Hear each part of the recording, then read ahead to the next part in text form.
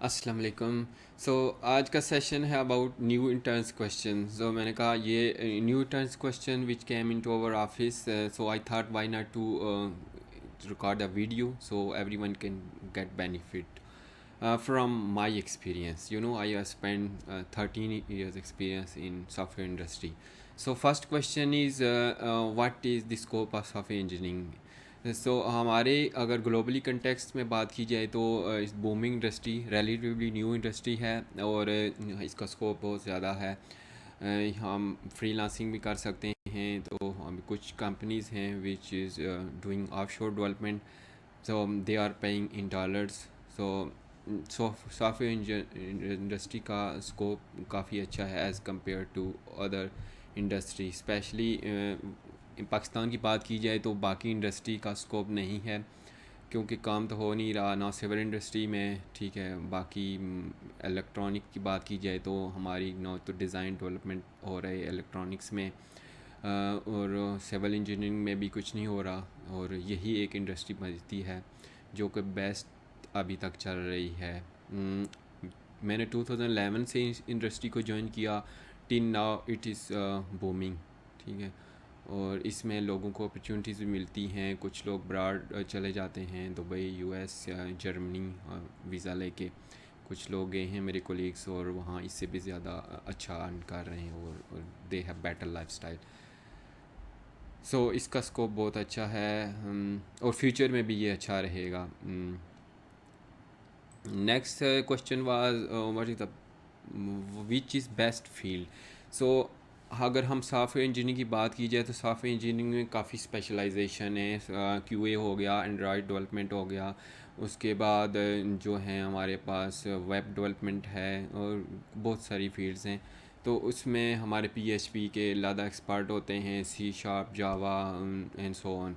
Project management ज़्यादा है, scrum experts ज़्यादा हैं, तो बहुत ज़्यादा फील्ड्स हैं। तो हर फील्ड की अपनी अहमियत है, कुछ भी नहीं है मतलब एवरी, क्योंकि एक जब प्रोजेक्ट चलता है तो उसके साथ हर चीज़ का स्पेशलाइज बंदा चाहिए होता है। ज़ाहिर हमें डिज़ाइनर भी चाहिए, हम डेवलपर भी चाहिए, हमें क्यूए भी चाहिए। सो हर चीज़ चाहिए होती है, कंटेंट राइटर भी चाहिए। सो ये सारी चीज़ें ज़रूरी होती हैं। तो अगर आप एंड्रॉयड डेवलपमेंट में हैं, फ्लटर में हैं, ठीक है, तो वो बेस्ट फील्ड है। अगर आप क्यूए में आना चाहते हैं, क्यूए में स्पेशली आजकल जो ऑटोमेशन से रिलेटेड काम हैं, आप ऑटोमेशन में जाएं, front end back and automation के एक्सपर्ट चाहिए। ये बहुत ज़्यादा एमर्जिंग फील्ड्स हैं, एरियाज़ हैं।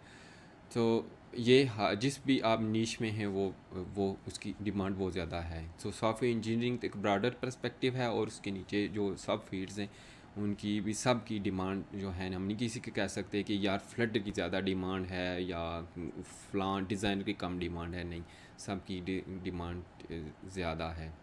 क्योंकि हम ज़रा हमें चाहिए होती हैं, हमें हेल्प एक दूसरे की करके ही चीज़ फुल फ्लाई डेवलप करनी होती है। जब एक चीज़ डेवलप होती है तो उसके पीसीस एक इंडिविजुअल्स टीम बिल्ड कर रही होती हैं, ठीक है। Next question was, is there any benefit of education. ज़ाहिर बेनिफिट तो है एजुकेशन का।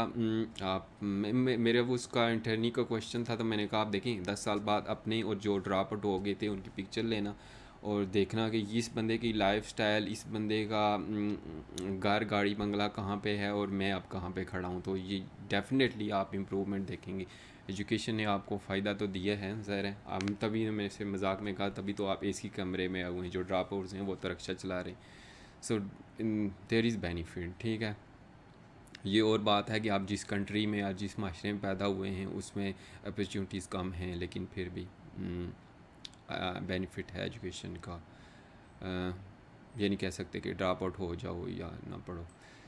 सो let's discuss next which is how software engineering teams are working, ठीक है। बस फर्स्ट ऑफ ऑल जब बंदा आता है तो वो कहता है ये सारे बैठे हुए हैं, गप लगा रहे हैं, पता नहीं कैसे ही काम करते हैं। तो हमारी टीम्स के अंदर एक हायरार्की होती है, हम चाह रहे हैं सबसे ऊपर हमारा बॉस होता है, प्रोजेक्ट मैनेजर, ठीक है।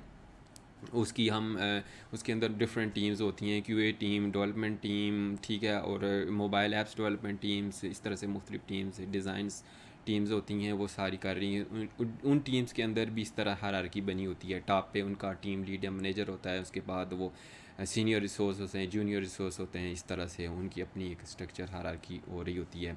उनके जो टीम लीड्स होते हैं वो आगे जो है अब मैनेजर प्रोजेक्ट मैनेजर्स को रिपोर्ट कर रहे होते हैं, डेली वीकली अपडेट्स जा रही होती हैं और नीचे इस तरह से काम हो रहा होता है और आपस में इस तरह बैठ के काम करते हैं।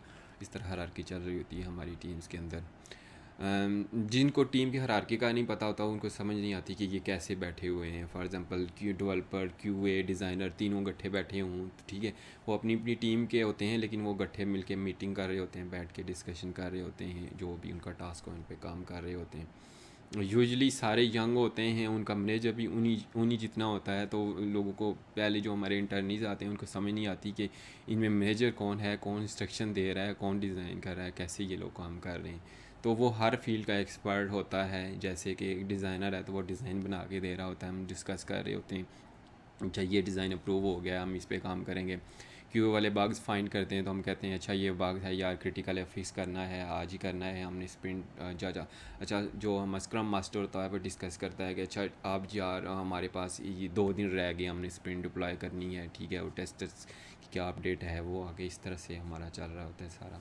एक प्रॉपर एक फ्रेमवर्क फॉलो कर रहे थे, एजाइल डेवलपमेंट मेथडोलॉजी, स्पेशली हम स्क्रम को फॉलो कर रहे होते हैं, उसके मुताबिक चल रहे होते हैं।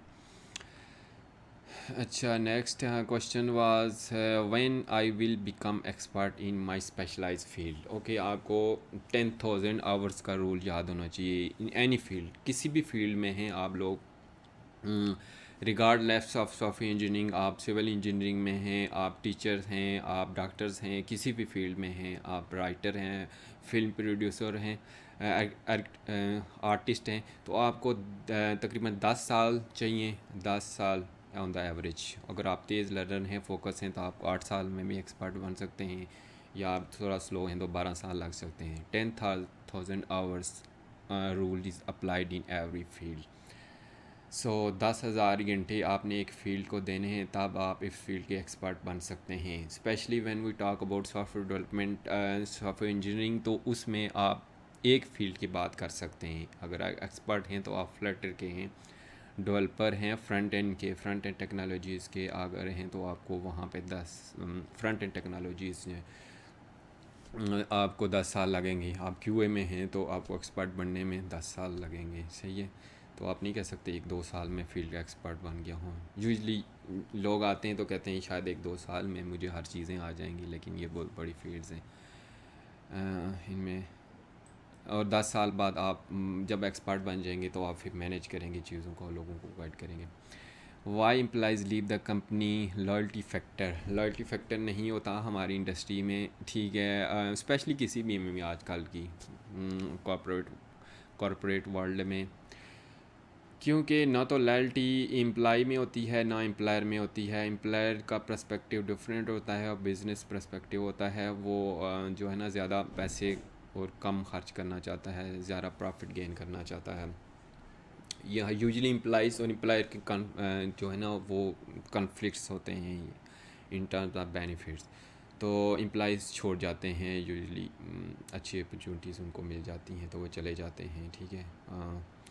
क्योंकि ये कॉन्फ्लिक्ट्स ऑफ इंटरेस्ट की वजह से और पॉलिटिक्स की वजह से बिज़नेस का पर्सपेक्टिव डिफरेंट होता है, तो ज़्यादा देर टिक नहीं सकते हम जो इंडस्ट्री है, स्पेशली प्राइवेट इंडस्ट्री में, क्योंकि वो बिज़नेस ऑनर होता है, वो प्रॉफिट गेन करना चाहता है, और एम्प्लॉइज़ जो होते हैं वो और पर्सपेक्टिव से देख रहे होते हैं। तो ये गवर्नमेंट वाली जॉब वाला सीब साहब नहीं होता कि पेंशन लेके चले जाएं, क्योंकि गवर्नमेंट प्रोटेक्ट करती है अपनी राइट्स, पेंशन देती है ये वो। तो चाहे कम पे भी लोग गवर्नमेंट, हालांकि गवर्नमेंट एम्प्लॉइज़ की पे कम होती है, फिर भी वो टिके रहते हैं और यहाँ पे प्रोटेक्शन नहीं होती, ठीक है।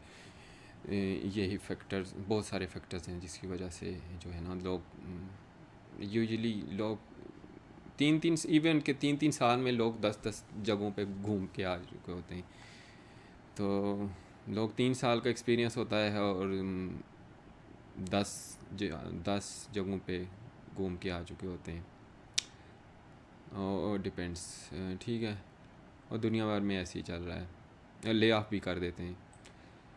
नेक्स्ट है who gives you work order. वो हमारा बॉस, टीम लीड हमारे ऑर्डर देता है, उसके मुताबिक काम करते हैं, उनको रिपोर्ट बैक करते हैं, उनको अपडेट देते हैं, सही है कि डन हो गया, नेक्स्ट टास्क इस तरह से।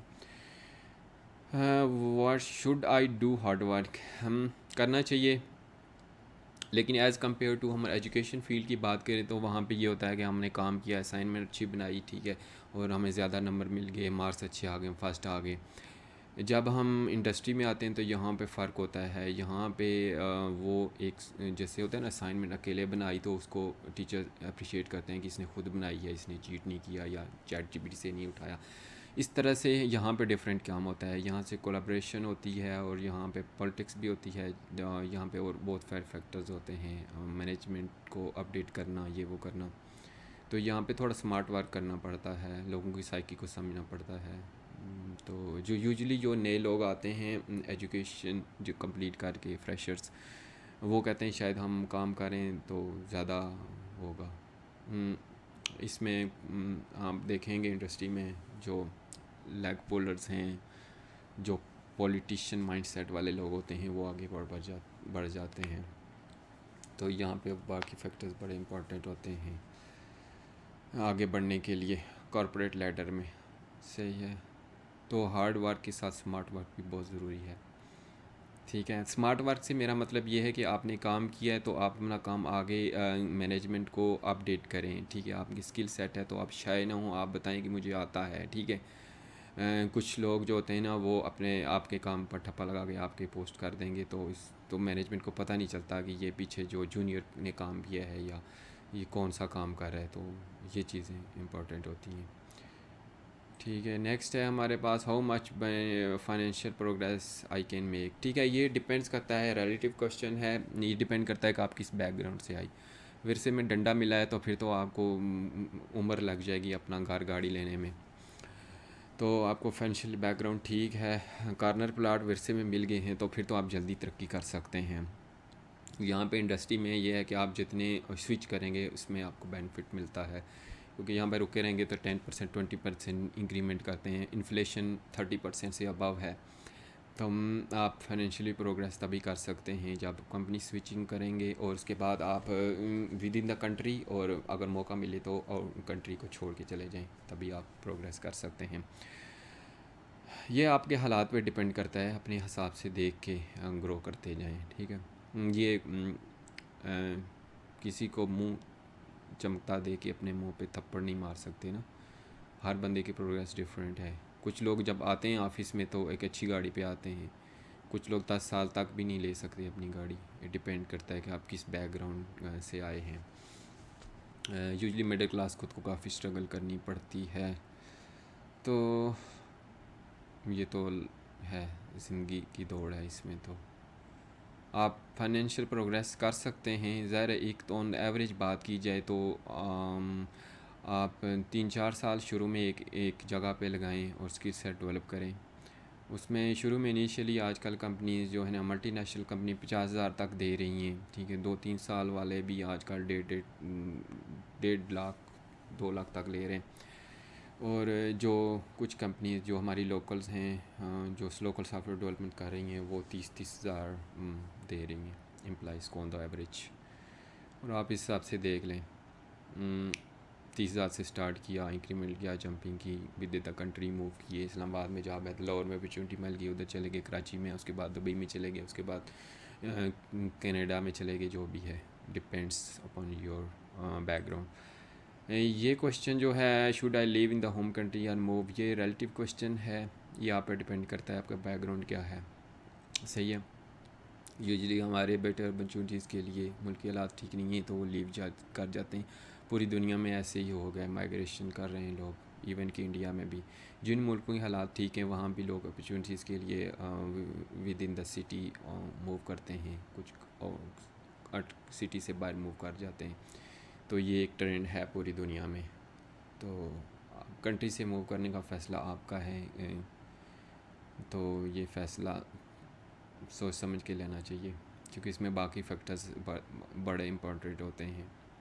सिर्फ फाइनेंशियल फैक्टर नहीं होता, बाकी फैक्टर्स भी होते हैं। स्किल सेट है तो आप ज़ाहिर वहाँ पे भी प्रोग्रेस कर सकते हैं और यहाँ पे भी प्रोग्रेस कर सकते हैं, ठीक है। Next question was should I enroll M S P H D. तो M S P H D में इनरोल करें, अच्छा है, आप सीखें, टाइम मिले तो ठीक है। क्योंकि अगर आपका मकसद ये है कि आप सीखना चाहते हैं software engineering, data science, artificial intelligence and so on, तो आप करें, सीखें, टाइम मिले तो ठीक है। अगर आपके पास टाइम बहुत कम है तो आप सर्टिफिकेशन करें, विच इज़ रिकमेंडेड एंड बहुत ज़रूरी हैं सर्टिफिकेशंस। इतनी M S P H D important नहीं है जितनी सर्टिफिकेशन इम्पोर्टेंट है। फॉर एग्ज़ाम्पल आप स्क्रम सर्टिफिकेशन करें एजाइल की, अगर आप स्क्रम मास्टर बनना चाहते हैं, क्यूए में हैं तो ऑटोमेशन उसकी सर्टिफिकेशन करें, I S T B foundation level certification करें। इस तरह से जिस भी है एरिया ऑफ एक्सपर्टीज़ में उसकी सर्टिफिकेशन बहुत ज़्यादा इम्पोर्टेंट है। ठीक है, ओके। दिस बस ये जो छोटे जो क्वेश्चंस थे ये मैंने कहा आंसर दे दूं, ठीक है। अगर आपके क्वेश्चंस हैं आप मुझसे पूछ सकते हैं। Thank you very much, bye.